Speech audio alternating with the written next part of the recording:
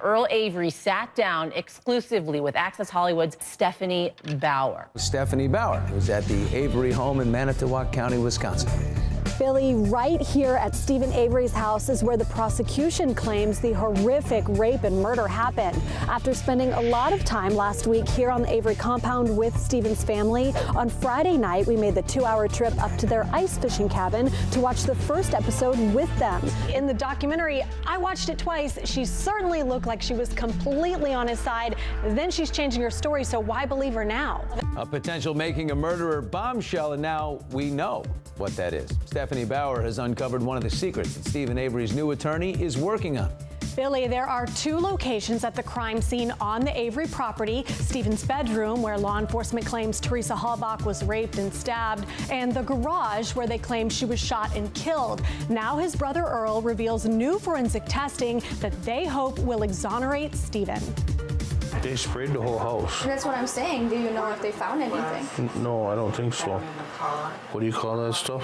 What they spray? Huh? Luminol. Something like that. Is that what she did? She went down there. She sprayed the whole entire place with that stuff. Yeah. A forensic look into Stephen's possible new defense. Luminol is a substance used by investigators to detect trace amounts of blood at crime scenes. And Stephen's brother and niece say it was used all over Stephen's home by his new attorney. Like in the garage, in the bedroom? Where did she spray?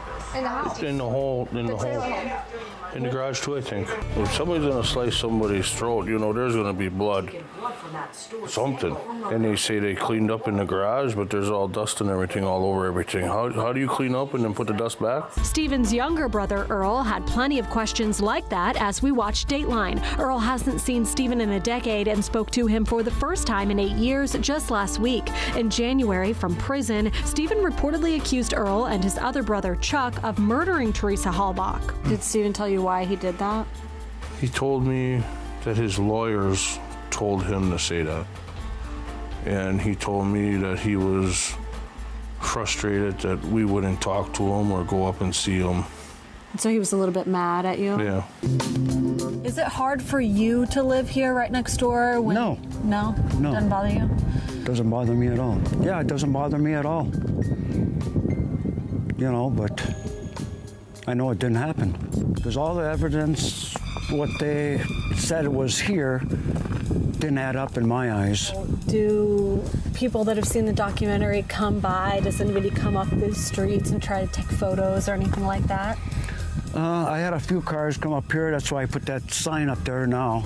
It's been up there for a couple days now. During the hour-long broadcast, Earl offered firsthand evidence that his brother was innocent. We drove right through there where that car was supposed to be. Yeah? And it wasn't there. That night? You know, that night of the 31st, we were rabbit hunting. Did you tell them that? Yeah, They didn't. yeah. What'd they say?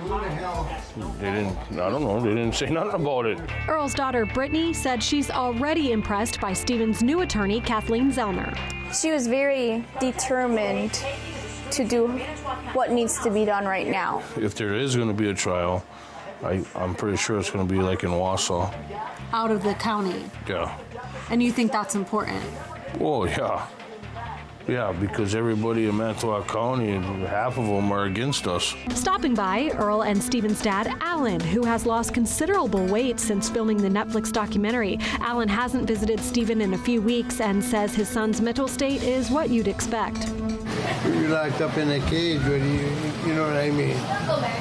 It's like one of my rabbits, got a 2-foot pen. How are you guys doing? Because, I mean, it had to, all Stephen's defense had to have really taken a lot of money from your family, I assume. Mm-hmm. This is the worst it's ever been. I don't make much money to start with, you know, and there was never a time that I couldn't get paid. And it's been 3 weeks now, I haven't had a check. We get at least 20 to 30 phone calls that call and hang up. Call us murderers, call and say I know you killed that girl. Why did you do it? And just since we've been here, we've seen countless visitors coming down the driveway just to take selfies in front of the famous Avery sign. Meanwhile, many family members drop by all day, including Brendan Dassey's mom, Barb. I could tell him everything I did right now, and he'd say he did it. Inside Chiller's Bar and Grill, which was featured in the Netflix doc as a hangout for the Avery family, Manitowoc locals watched Saturday night's Investigation Discovery special. What do you think of the stuff they're saying here? Because I'd never heard a few of these things. Does it change your mind? It definitely, it makes you think. After a long drive in the snow, I visited the home of Teresa Halbach's parents. Teresa is, of course, the murder victim. Her father, Tom, told me that the family has not watched the Netflix documentary, does not watch the news, and will never make a public comment. Blue ribbons hang on surrounding trees as a reminder of Teresa's life. So, Stephanie, what was Earl's reaction to that special? Earl didn't have a huge reaction to that special. You got to think this entire family, I spent a lot of time with them, they have been living this for years, so nothing at this point really shocks them. But Kathleen Zellner's comments are making them very hopeful. I was with Mom Dolores in her kitchen, and while she was talking with me, she got a call from Stephen in prison, and they both talked about Kathleen and all the hard work she's doing to get him freed. Stephanie Bauer from Access Hollywood. So many twists and turns.